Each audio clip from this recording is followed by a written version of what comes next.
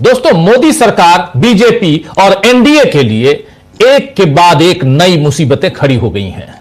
संसद से अदालत तक सरकार को आज झटके लगे हैं। एक तरफ लोकसभा में पेश जी राम जी विधेयक पर मोदी सरकार के खिलाफ विपक्ष ही नहीं बल्कि चंद्रबाबू नायडू की टीडीपी भी खड़ी हो गई है, तो दूसरी तरफ सोनिया गांधी और राहुल गांधी के खिलाफ की गई साजिशों का भंडाफोड़ आज अदालत में हो गया है। राहुल एवेन्यू कोर्ट ने national Herald money laundering case में सोनिया गांधी और राहुल गांधी पर ईडी की चार्जशीट को ही खारिज कर दिया है। कांग्रेस ने इस फैसले पर सत्यमेव जयते कहा है। प्रियंका गांधी ने इस मसले पर क्या कुछ कहा है, आइए जरा उसको सुनते हैं। प्रियंका गांधी के इस बयान को सुनिए। सत्यमेव जयते, आज सुबह से कांग्रेस पार्टी इस दो शब्दों को बार बार, आदर्श वाक्य है, आप जानते हैं ये हिंदुस्तान का, सत्यमेव जयते, और इसे बार बार कांग्रेस पार्टी दोहरा रही है। और दोहराए भी क्यों नहीं, क्योंकि सचमुच कांग्रेस की यहां जीत हुई है। राहुल गांधी, सोनिया गांधी के साथ साथ तमाम कई नेताओं को जो इसमें फंसाने की कोशिश हुई थी और खासकर एनफोर्समेंट डायरेक्टरेट ने जितना परेशान किया था, वहां से जीत तो हुई है। तो सरकार इस मामले को खींच रही है, यह आरोप प्रियंका गांधी ने लगाए। वहीं पवन खेड़ा ने और विस्तार से बताया है कि कैसे नेशनल हेराल्ड में मनी लॉन्ड्रिंग का मामला बन ही नहीं सकता, फिर भी बीजेपी ने ईडी, आईटी सबको दबाव में रखा है, सबको अपने प्रेशर में, और लगातार भेज कर लगातार सोनिया गांधी को और राहुल गांधी को परेशान करने की कोशिश हुई। सुनिए। आज जो पिछले 12 सालों से हम कहते आ रहे हैं, आप सुनते आ रहे हैं, आप लोग हिम्मत जुटा के कभी कभी लिख भी देते हैं, वो आज साबित हो गया। जो प्राइवेट आर्मी की तरह ईडी, सीबीआई, इनकम टैक्स, चुनाव आयोग सबको इस्तेमाल किया जा रहा है, मैं सरकार शब्द नहीं बोलूंगा, मैं प्रधानमंत्री शब्द भी नहीं बोलूंगा, मैं गृह मंत्री भी नहीं बोलूंगा, माफ कीजिएगा, मैं कहूंगा गैंग्स ऑफ गांधीनगर। ये गैंग्स ऑफ गांधीनगर जिस तरह से हमारी एजेंसीज का दुरुपयोग करता है, आज वो बेनकाब हो गया, आज उस पोल खुल गई। राउज एवेन्यू की एक अदालत ने नेशनल हेरल्ड, जो पिछले 12 साल से आप लोग रोज सुनते हैं लगभग, का जो केस, जो ईडी ने एक फर्जी केस बनाया था, आज ईडी के उस केस का संज्ञान लेने से इनकार कर दिया। The court has refused to take cognizance of the ED's case on National Herald against Mrs Sonia Gandhi, against Mr Rahul Gandhi and others. ये साजिश क्या थी, ये साजिश क्यों थी, ये साजिश किसने रची?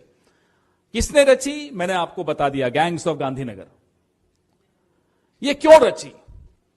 आपने देखा आज से 3 दिन पहले, 2 दिन पहले रामलीला मैदान में लाखों लोग इकट्ठे हुए। आपने देखा कि राहुल गांधी बड़ी मुस्तैदी से, बड़ी निडरता से लोकतांत्रिक मूल्यों की रक्षा करने के लिए हमेशा सड़क पर होते हैं, हमेशा आवाज उठा रहे होते हैं। आपने देखा कि इस देश का संविधान और इस देश का लोकतंत्र तबाही होने की कगार पर है। अगर उसको कोई रोक कर खड़ा है तो वो राहुल गांधी है, वो कांग्रेस पार्टी है। ये साजिश इसलिए रची जा रही है कि कैसे राहुल गांधी को हतोत्साहित,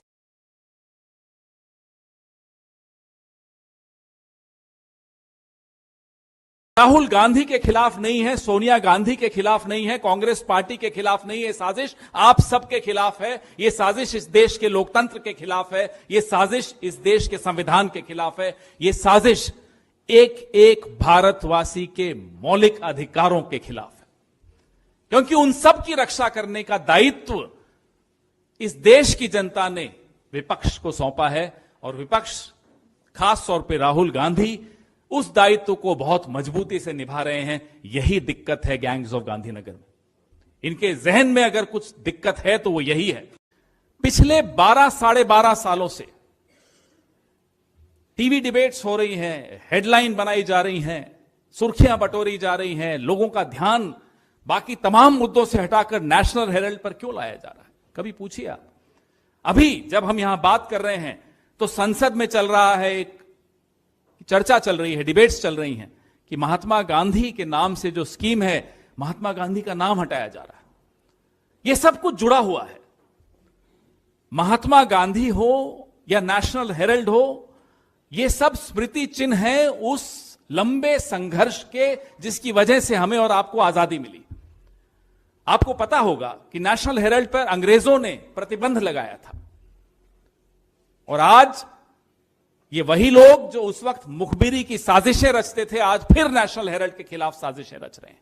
ये साजिशें इसलिए रची जा रही हैं। पीएमएलए, मेरे साथी बड़े काबिल वकील हैं, मोहम्मद खान, आप जानते हैं इनको, जाने माने हैं, ये आपको और इसके बारे में कानूनी बातें ये रखेंगे। लेकिन पीएमएलए का केस एक ऐसी कंपनी पर जो नॉट फॉर प्रॉफिट कंपनी है, सेक्शन 25 की कंपनी है, कैसे लग सकता है? जहां न आपको तनख्वाह मिल सकती है, जहां 1 रुपए का आपको बेनिफिट मिल सकता है, ना जहां अपने प्रॉपर्टी, यंग इंडिया की कोई प्रॉपर्टी ट्रांसफर नहीं हुई, कुछ सेल नहीं हुई, पीएमएलए का केस लगा दिया। तो ये आपकी प्राइवेट आर्मी नहीं है ईडी। और ईडी के अफसर, सीबीआई के अफसर, इनकम टैक्स के अफसरों को आज आंखें खोलकर, कान खोलकर समझ लेना चाहिए, सुन लेना चाहिए कि वो खुद अपने भविष्य के साथ तो खिलवाड़ कर ही रहे हैं, इस देश के लोकतंत्र के भविष्य के साथ भी खिलवाड़ कर रहे हैं। यह खतरा उन सब के लिए है जो कठपुतली बनने को तैयार हो जाते हैं। आज जो राहत मिली है, राहत ये 4 या 5 नाम, सोनिया जी, राहुल जी और जो अनेक हमारे साथी हैं, उनके नाम की बात नहीं है। उनको राहत मिली ये बात नहीं, ये राहत आप सबको मिली है। ये राहत इस देश के लोकतंत्र को मिली है, क्योंकि चुप कराने की साजिशें चलती रही और चलती रहेंगी आगे भी। जब भी राहुल गांधी वोट चोरी की बात करते हैं, कोई महत्वपूर्ण मुद्दा उठाते हैं, तो प्रधानमंत्री का क्या जवाब?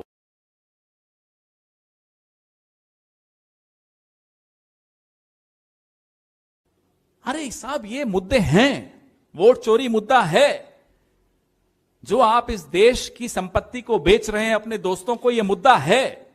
बेरोजगारी मुद्दा है, गिरता हुआ रुपया मुद्दा है, बढ़ती हुई महंगाई मुद्दा है, महिला सुरक्षा मुद्दा है। हम क्यों नहीं उठाएंगे किसानों के मुद्दे? हम क्यों नहीं उठाएंगे संविधान के मुद्दे? हम क्यों नहीं उठाएंगे दलितों, आदिवासियों, अल्पसंख्यकों, महिलाओं, सबके मुद्दे? हम जब भी ये मुद्दे उठाते हैं, हमारा मुंह बंद करने के षड्यंत्र रचे जाते हैं। आज अदालत ने इन षड्यंत्रों को बेनकाब किया। आज राहत की सांस शायद ईडी वाले भी ले रहे होंगे कि चलिए, एक दबाव जो हम पर डाला जा रहा था वो खत्म हुआ। दबाव डालने वाले 2 नाम हैं, नरेंद्र मोदी और अमित शाह। ये सरकार कहना मुझे लगता है उचित नहीं होगा इनको। सरकारें ऐसी नहीं होती। सरकारों पे कुछ लोग जिस तरह से काबिज होते हैं, जिस तरह के लोग काबिज होते हैं, उनको लगता है वो गैंग चला रहे हैं। इस वजह से यह स्थिति पैदा हुई है। पहले स्वामी, उसकी शिकायत नहीं चल पाई, फिर ईडी के स्वामी खुद चले आए, नहीं चल पाई। भाई, स्वामी की शिकायतें अगर इतनी गंभीरता से लेते हो तो प्रधानमंत्री के चरित्र पर भी काफी कुछ ट्वीट कर देते हैं, फिर आप ट्वीट डिलीट कराते हो। क्यों नहीं उनकी उस ट्वीट पर जांच कराते? प्रधानमंत्री के चरित्र पर जब स्वामी ट्वीट करता है तब आप चुप हो जाते हो, उनसे ट्वीट डिलीट कराते हो। कराइए ना जांच। वो तो एप्स्टीन फाइल्स, ये वो फलाना ढिमका बहुत कुछ बोल रहे हैं, करिए, चलाइए, मांग करते हैं हम भी, चलिए जांच करवाइए। मजाक बना के रखा है इस देश के लोकतंत्र का कि सारी एजेंसियों की आंखें खुलती हैं सिर्फ विपक्ष को देखने के लिए, कान खुलते हैं सिर्फ विपक्ष के खिलाफ। अब आपके सामने जो हुआ, तथ्य आपके सामने है। बार बार हम इस पूरे केस, इस पूरे प्रकरण के विषय में हम आपके सामने आते रहे हैं। अब तो आप लोगों को भी रट गया कि पीएमएलए में क्या सही फिट बैठता है, क्या नहीं बैठता, सेक्शन 25 की कंपनी कौन सी होती है। मोहम्मद जी, और मेरी जरूरत ही नहीं आपको कि ये राहत आपको, हमको, पूरे देश को मिली है। वही कांग्रेस अध्यक्ष मल्लिकार्जुन खड़गे ने भी कहा है कि जब नेशनल हेराल्ड कांग्रेस पार्टी और हमारे नेताओं को बदनाम करने के लिए झूठे आरोप लगाए गए, तब भी मैंने यही कहा था कि हम अंग्रेजों से नहीं डरे, तो बीजेपी और आरएसएस या मोदी और शाह क्या चीज है। आज कोर्ट ने भी मोदी सरकार की कार्रवाई को अवैध ठहराकर राजनीति करने की दुर्भावना से रची ये साजिश को नाकाम किया है। ये वोट चोर सरकार लोकतंत्र को कुचलने की जितनी भी जोर जबरदस्ती कर ले, हम 140 करोड़ भारतीयों के लिए और इस संविधान को बचाने के लिए अपनी लड़ाई जारी रखेंगे। सत्य की जीत निश्चित है, ये बात यहां कह रहे हैं मल्लिकार्जुन खड़गे, कांग्रेस पार्टी के अध्यक्ष। दोस्तों, आपको याद होगा कि इस साल अप्रैल में भी ईडी ने जब सोनिया गांधी और राहुल गांधी पर आरोप लगाए थे, तब भी कांग्रेस ने बता दिया था कि हम मोदी और अमित शाह से नहीं डरेंगे। 2022 में तो सोनिया गांधी से 3 दिन और राहुल गांधी से 5 दिन तक ईडी ने कई घंटे पूछताछ की थी। जैसा पवन खेड़ा ने बताया कि पिछले 12 सालों से बीजेपी इसी दुष्प्रचार में लगी है कि किसी तरह सोनिया गांधी और राहुल गांधी को भ्रष्टाचारी बताए, लेकिन उसमें वो कामयाब नहीं हो रही। इधर अपनी सत्ता में मनमाने फैसले ले बीजेपी की आदत भी नहीं जा रही है। अब मनरेगा की जगह विकसित भारत गारंटी फॉर रोजगार और आजीविका मिशन ग्रामीण 2025 यानी बीबीजी रामजी विधेयक लाने की तैयारी है। आज लोकसभा में इसे पेश किया गया तो विपक्ष ने इसका पुरजोर विरोध किया। प्रियंका गांधी ने साफ कह दिया कि किसी भी कीमत पर हम इसे यहां पेश नहीं होने देंगे, किसी भी कीमत पर हम इसको पास नहीं करने देंगे, किसी की सनक से काम नहीं होगा। यहां पर आप सबकी यहां सनक दिखाई दे रही है, सत्ता पक्ष के लिए कह रही थी प्रियंका गांधी। आइए जरा सुनिए क्या कह रही हैं प्रियंका, उनकी जुबानी।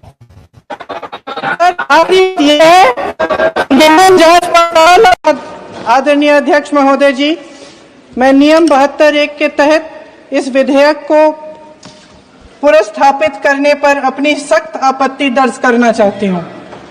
महात्मा गांधी ग्रामीण रोजगार गारंटी कानून पिछले 20 सालों से ग्रामीण भारत को रोजगार देने में और ग्रामीण अर्थव्यवस्था को मजबूत बनाने में सक्षम रहा है।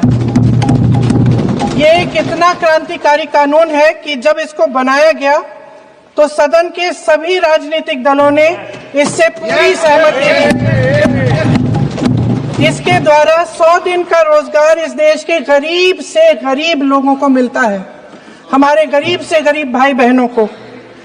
हम सब जनप्रतिनिधि हैं महोदय, जब हम अपने अपने क्षेत्रों में जाते हैं, आप भी जानते हैं, दूर दूर से हमें दिख जाता है कि मनरेगा का कौन मजदूर है। सबसे गरीब होता है, चेहरे पे झुर्रियां होती है, हाथ मिलाएं तो सर हाथ पत्थरों की तरह।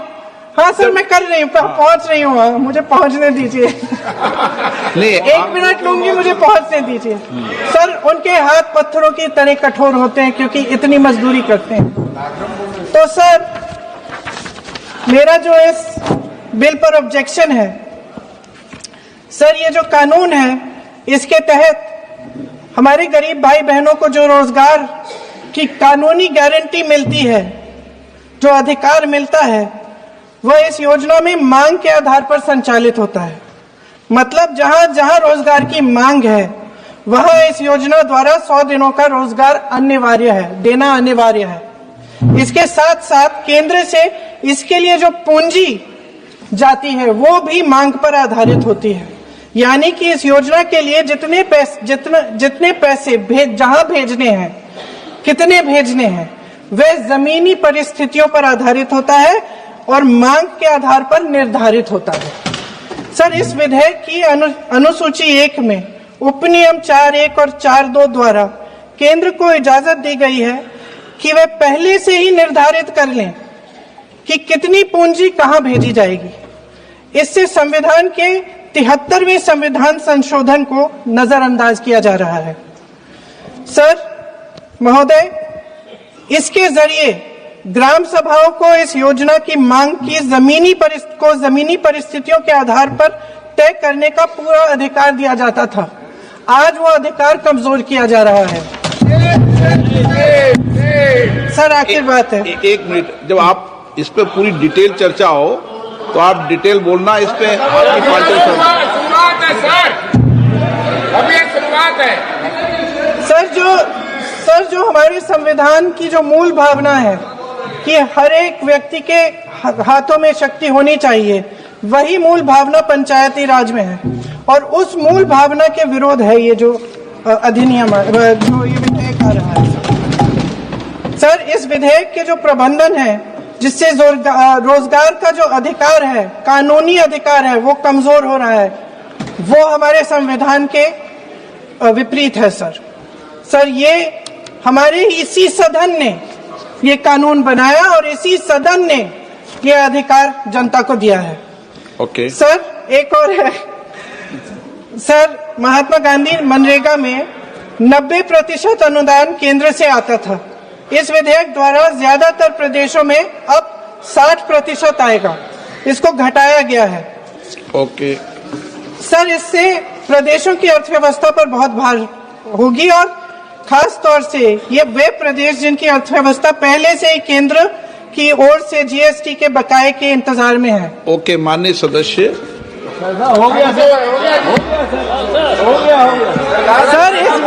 सर इस विधेयक द्वारा केंद्र का नियंत्रण बढ़ाया जा रहा है और जिम्मेदारी घटाई जा रही है। सर, जो 100 दिन का अधिकार आपने 125 करने की बात की है, लेकिन इसमें वेतन की बढ़ोतरी, आपकी जो मजदूरी की बढ़ोतरी है, इसकी कोई बात नहीं है।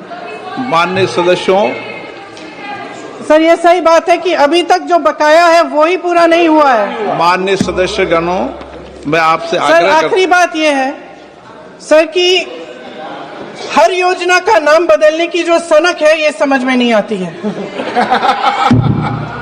सर जब ये किया जाता है तो सरकार केंद्र को पैसे खर्चने पड़ते हैं। माननीय सदस्यों, मैं आपसे आग्रह करता हूं, ये सर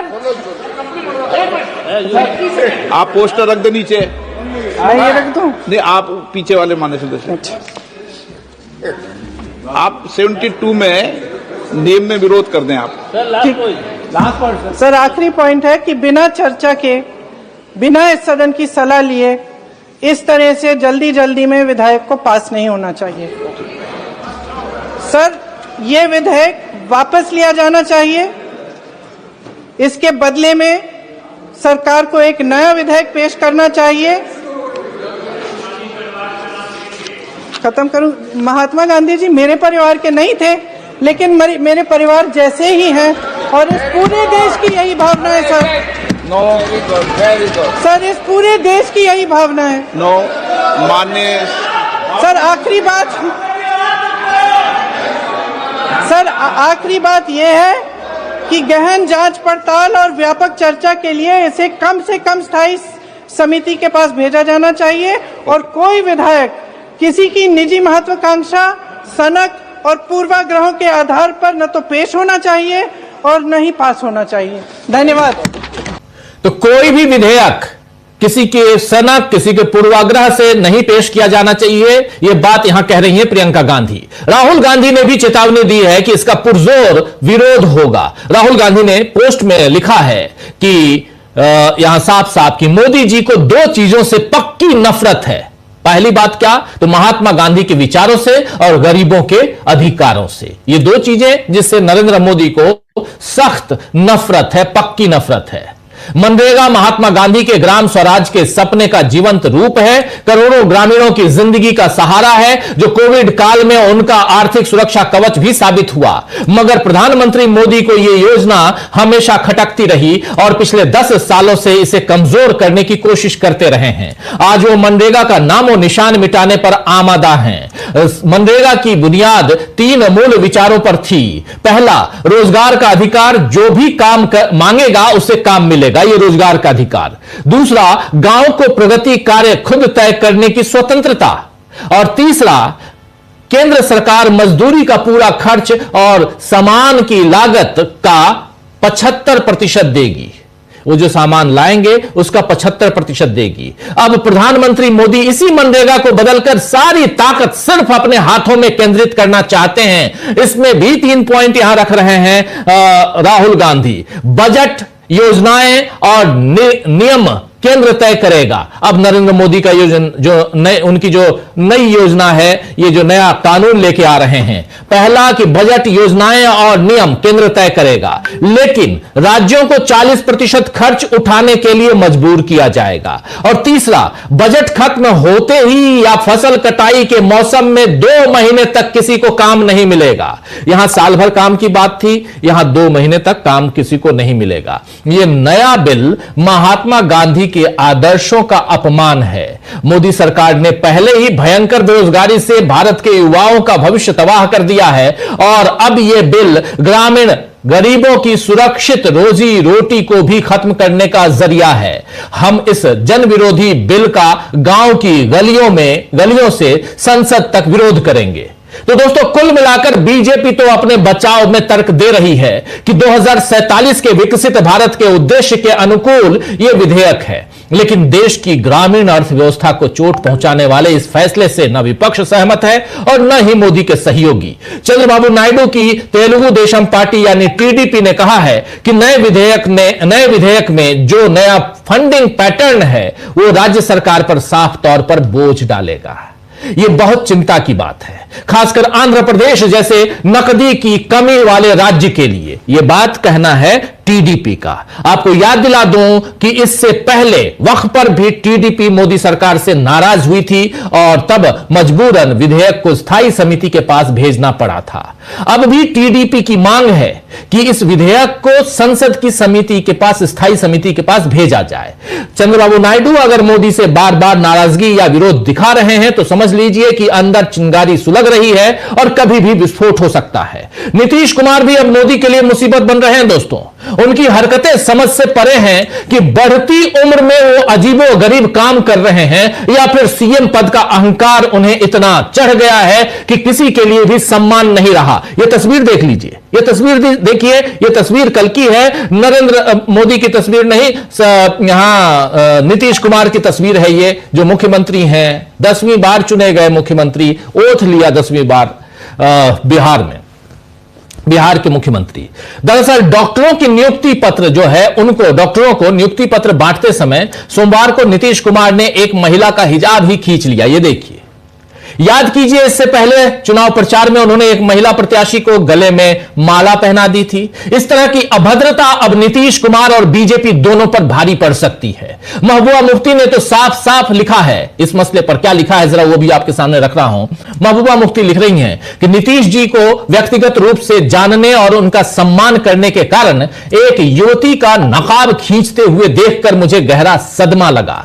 क्या इस बुढ़ापे का असर माना जाए या मुसलमानों को सार्वजनिक रूप से अपमानित करने की सामान्य स्थिति का? यह तथ्य और भी परेशान करने वाला है कि उनके आसपास मौजूद लोग इस भयावह घटना को एक मनोरंजन की तरह देखते रहे। नीतीश साहब, शायद अब आपके पद छोड़ने का समय आ गया है।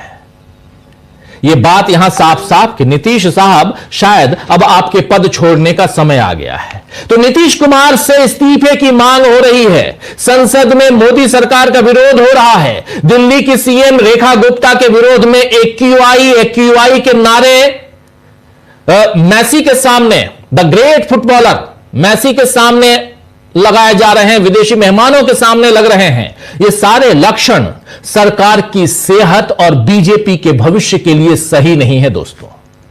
आइए, लेकिन इसके बाद भी बीजेपी के बल्ले बल्ले हैं क्योंकि मीडिया उनके साथ है। आज भी देखिए, सुबह से चर्चा और खूब चर्चा यह होनी चाहिए कि ईडी की फजीहत हो गई, बीजेपी की फजीहत हुई, सुब्रमण्यम स्वामी की फजीहत हो गई, लेकिन चर्चा क्या हो रही है? अभी तो खेल बाकी है। राहुल गांधी, सोनिया गांधी अभी भी इस केस से बाहर नहीं निकल पाए हैं। ये बातें हो रही हैं। ये मीडिया है जिस मीडिया पर जाकर कांग्रेस के लोग अभी बैठे हुए हैं और वहां के डिबेट्स में भाग ले रहे हैं। लेकिन एक दूसरी तस्वीर देखिए, ये संसद की तस्वीर है जहां से बापू को हटाने की कोशिश हो रही है। जहां जहां महात्मा गांधी की तस्वीरें हैं वहां से हटाने की कोशिश ये सरकार कर रही है। तो आज चर्चा करेंगे दोस्तों कि क्या मोदी सरकार के लिए एंटी इनकम्बेंसी तैयार होने लगी है। एनडीए के सामने खड़ी हुई नई मुसीबत, और इस मुसीबत में कोर्ट और संसद से दोहरा झटका कैसे लगा है सरकार को, मोदी को,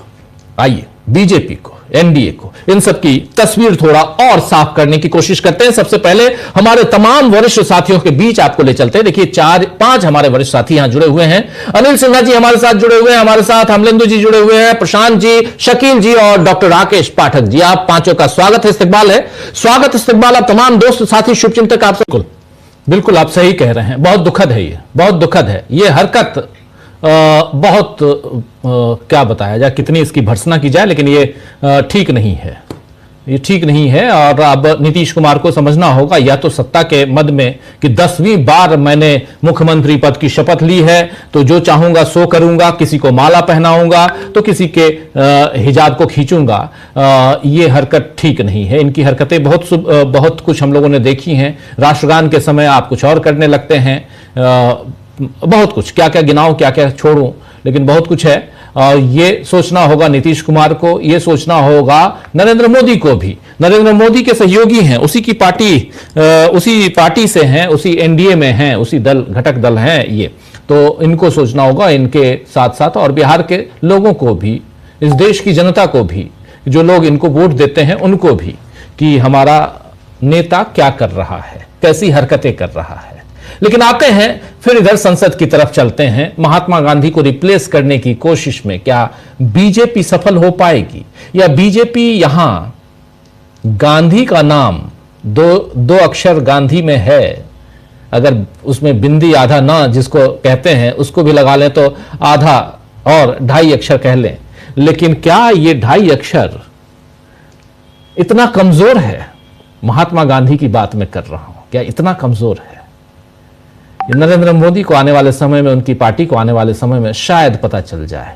लेकिन अमलेंदु जी, जरा आपसे भी समझना चाह रहा हूं, ये जो केस है, इस केस के बाद कितना मजबूत और उत्साहवर्धक ये रिजल्ट दिखाई दे रहा है, जो आज जो फैसला आया है राउज एवेन्यू कोर्ट का, उसको विपक्ष और खासकर कांग्रेस पार्टी, उसके लिए क्या ये संजीवनी इसे माना जाए, जिसमें आप 12 12.5 साल से आप लगातार लगे हुए थे।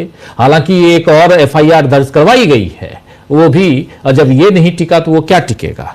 और ऐसे भी जैसे प्रियंका गांधी ने जो बयान दिया है, बहुत इंपॉर्टेंट है।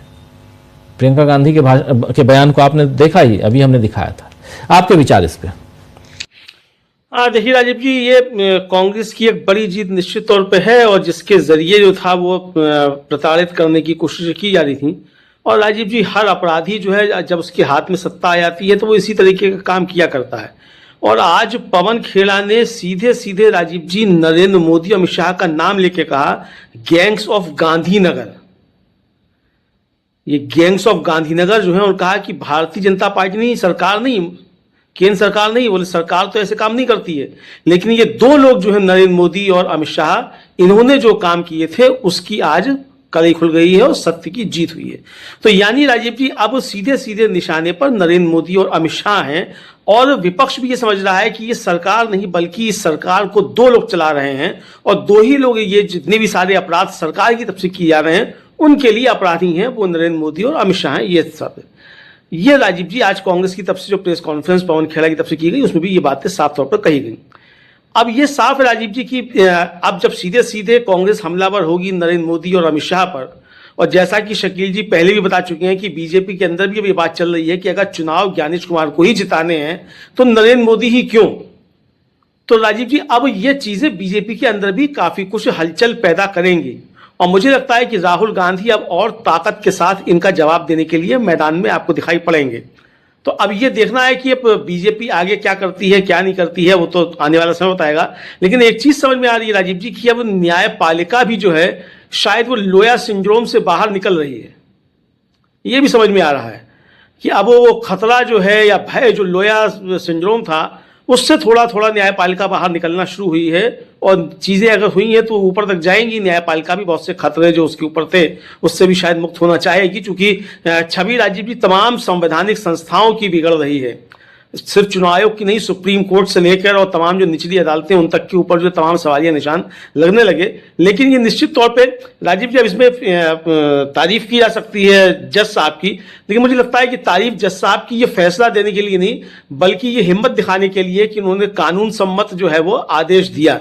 तो ये इसके लिए जो है कि मतलब उन्होंने कानून सम्मत काम करने का हौसला दिखाया, इसके लिए उनकी तारीफ निश्चित तौर पर की जा सकती है, तो वो उन्होंने अपना किया। अब इसके बाद राजीव जी मुझे लगता है कि और तेजी के साथ कांग्रेस जो हमलावर होगी, और जो 14 तारीख को रैली हुई कांग्रेस की रामलीला मैदान में, उससे भी एक चीज समझ में आ गई थी कि कांग्रेस जो है वो अब फ्रंट फुट पर ही आकर खेलेगी और नरेंद्र मोदी के लिए दिक्कतें और ज्यादा बढ़ेंगी।